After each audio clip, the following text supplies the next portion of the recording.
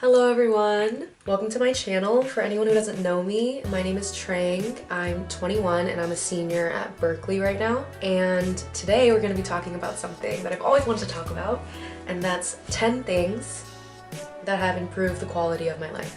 I'm going to be honest, this is the 7th time I've tried to start filming this.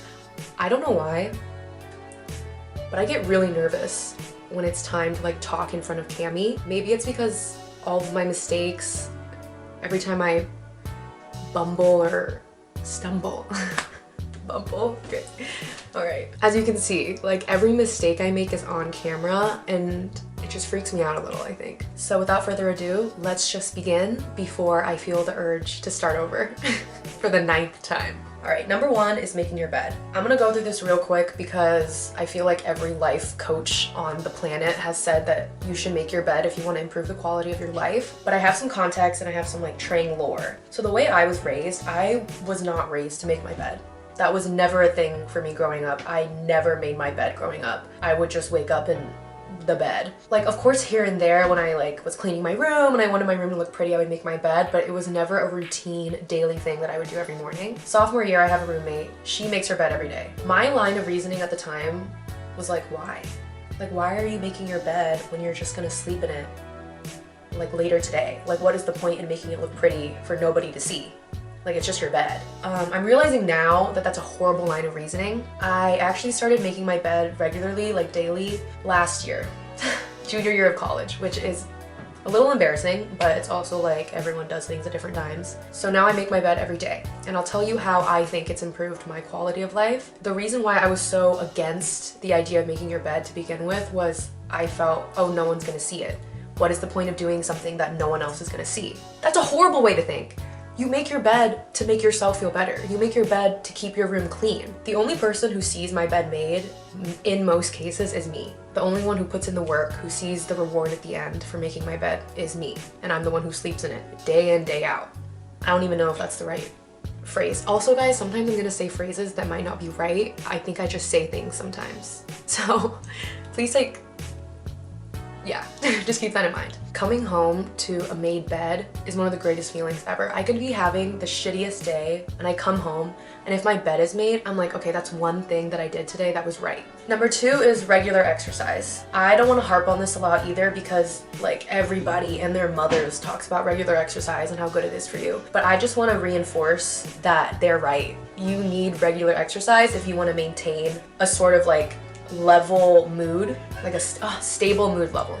Yeah, you don't even have to go to the gym, but doing some form of movement, walking, jogging, a little ab exercise in your room, doing something every day that is for you, kind of pushing you out of your comfort just a little, is great. It's great for your mind, it's great for your body, and it's scientifically proven to release endorphins in your head. It's literally free happiness. It's just a little painful, but it's happiness, everything comes with a price. So it's not free, but it's free monetarily. The act of going to the gym, 1, it makes me feel great physically, and 2, it makes me feel great mentally. Because I'm I did that. I didn't have to do that, but I did. So yeah, just work out. That's it. 3 is meditation. If you watch my vlogs, I meditated a lot over the summer. I don't meditate as much anymore just because I don't really have the time, and that's a huge excuse actually, because I totally could meditate for 5 minutes at night if I wanted to. The way I approach meditation is I don't ever want to force myself to meditate if it's not enjoyable for me. You know what I mean?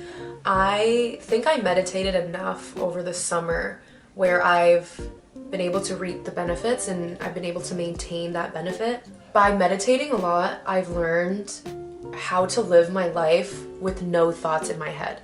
Before I was meditating, I would always be thinking about something.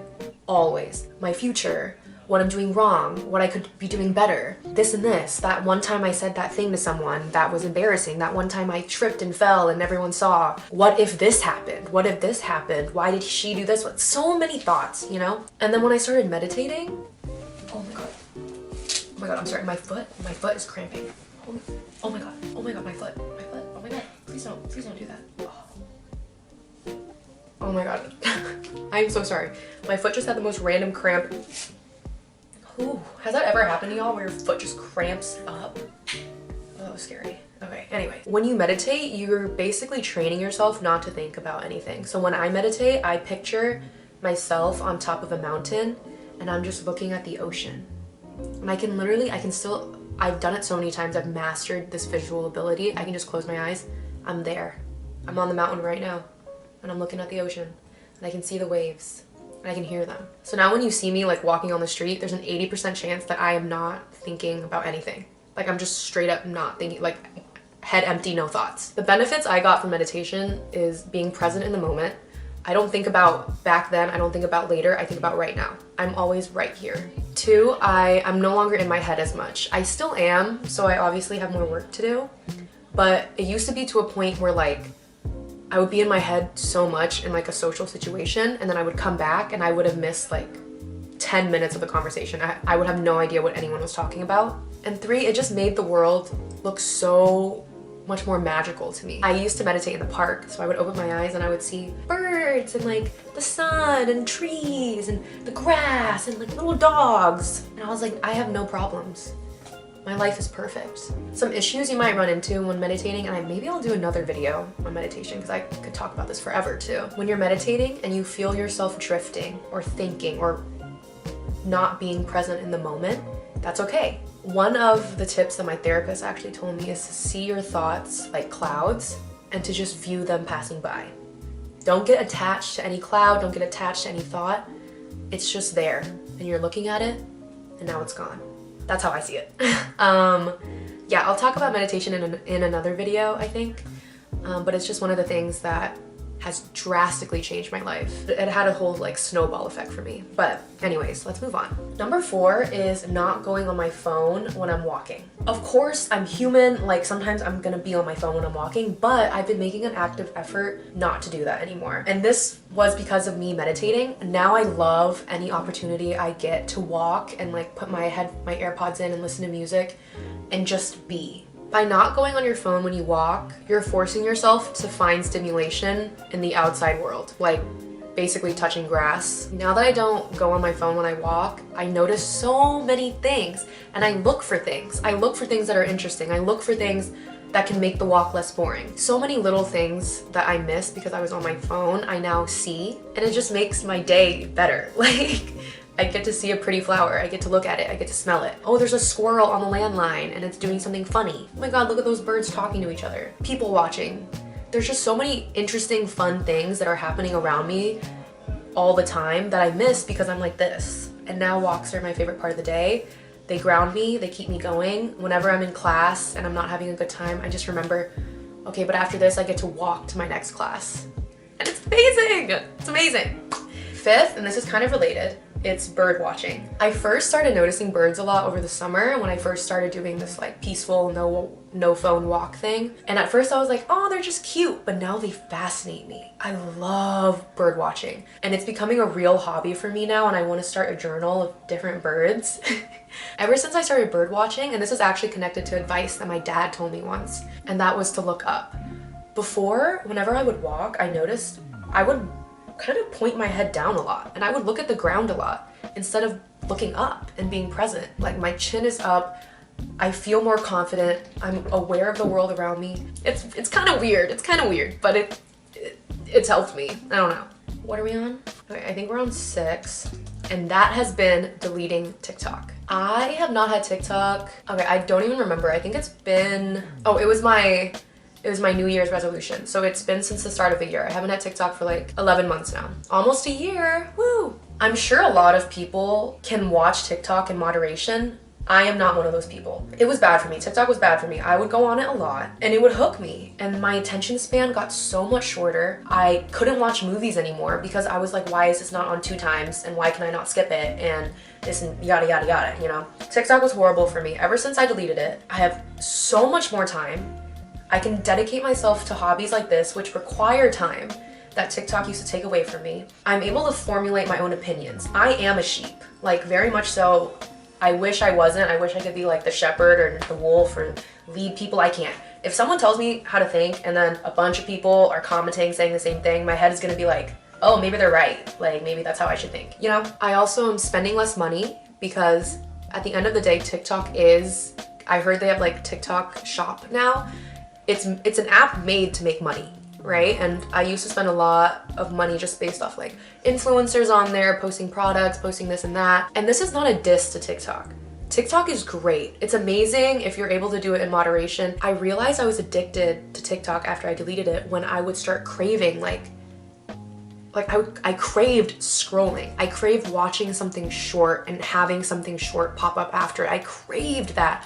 I remember I would watch TV shows, I would watch movies after TikTok, trying to find a way to entertain myself. And I was like, it's not the same. There's no rush. Like I need to switch. I can't do the same content for longer than 3 minutes. And so then in order to like curb my addiction, I think a good equivalent would be like those melatonin pens that people have to like quit vaping. That was YouTube Shorts for me. YouTube Shorts was my melatonin pen. I would watch YouTube Shorts for like 5 minutes because the algorithm is shit. Now I'm on Instagram Reels, and that started like a month ago, and I'm sort of hooked on Instagram Reels now, but not to the extent that I was on TikTok, because TikTok's algorithm is like, oh, I almost said something so out of pocket that shouldn't be online, but it's a really good algorithm. So I actually really like Instagram Reels now, even though like when I was on TikTok, everyone hates Instagram Reels, because it gets you that little dopamine rush, but it's not good enough to watch all the time. Number 7 is using Pinterest more.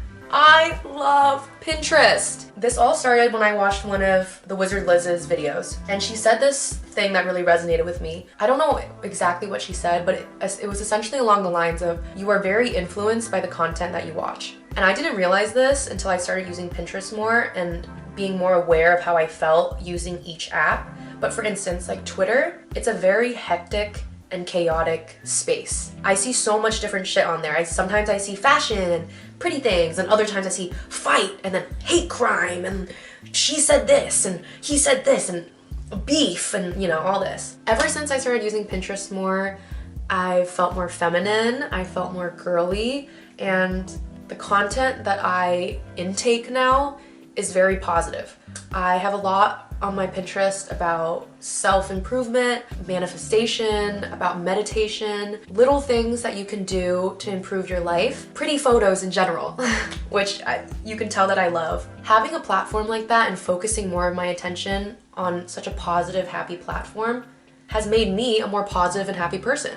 Who would have thought? Number 8 is going on walks. I know a lot of people have talked about this too, but going on walks is honestly the best thing anyone can ever do. It's free, it's alone time, and it's connecting with nature. Honestly, for me, the walks that I go on are a form of meditation. When I decide to go on a walk, like with purpose, I'm dedicated to not thinking about anything. I actually have a playlist, a little meditation ambiance playlist right here. It's called Take a Deep Breath, and it's lyricless, ambiance, peaceful music. I turn this on, put in my little AirPods, and I walk at a very slow pace, and I think of nothing, and I just make observations about the world around me to myself for a good hour. I think an hour is good enough for a walk, for a long walk at least, 30 minutes for like an average walk, and then like 15 minutes if you just need to fit something in. I'll look for cats, and that's actually how I've started my little cat journey of stray cats. Just for an hour, I'm nobody. Like I'm just like an animal walking around the world looking at things. I think it's a great coping mechanism if you're ever feeling overwhelmed. It's a great alternative to other coping mechanisms, you know, if you catch my drift. So yeah, long walks are great, they're excellent, and I also think they make you more creative. But that's just my opinion. Number 9 is making an at the moment playlist. An at the moment playlist is all of the songs that you are obsessed with at that moment, and just making a playlist of it so that you can play it. I know it sounds very simple, but for a long time I didn't do it. Like I would just have songs in mind that I knew were in rotation, and I would just cue it or find it in my liked, but I never made the commitment to make a playlist of all the songs that I was like having a song phase with, and then removing and adding based on the times. But ever since I've made one, the quality of my life is crazy good. Let me try to explain, because there's a lot of like layers to this. It used to really piss me off when I would go on a walk but I wasn't craving anything. Like I didn't know what I wanted to listen to. Ever since I made an at the moment playlist, whenever I'm out for a walk and I don't know what song I want to listen to, I'll just play that. Something will play and I'm like, oh, that is kind of good. At least one of those songs will hit for me, and I avoid that whole 10 minutes of what song should I listen to? I don't know what to listen to, blah, blah, blah. And number 10 is using calendar for everything. And I mean everything. In high school, I used to use an agenda of like a to-do list of all the things I had to do, right? Came to college, and for the first 2 years, I was kind of floppy. Like, I hadn't used calendar, but of course I was using it to just keep track of my classes, but I didn't keep track of like meetings and stuff like that. I would just remember, oh, 7 o'clock I have a meeting. Okay, let me just try to remember that. But ever since I started using calendar and documenting everything, like literally everything, social events, private time, gym time, walking time, my life is so much more organized, and it's so much easier to schedule things and reference things. Another issue for me was I would always want to see people. I would always want to talk to people, make time for people. And whenever I would run into them, I'd be like, oh, let's grab coffee. And then we would never grab coffee. But now, whenever that comes up and I'm like, oh, let's get coffee, I'm like, let's put it in the calendar right now. And then it happens. Basically, using calendar has freed up space in my head, because now all the scheduling things that I would think about and just always carry in my head is now on my device. Yeah, I honestly have nothing else to say about that. All right, guys, those are 10 things that I think have improved the quality of my life. Cammy's about to die, so I'm gonna say my goodbyes real quick. Thanks for listening to me ramble, and with winter coming up, I hope everyone stays happy, healthy, and warm, and I will be seeing you guys next week. Bye! See ya!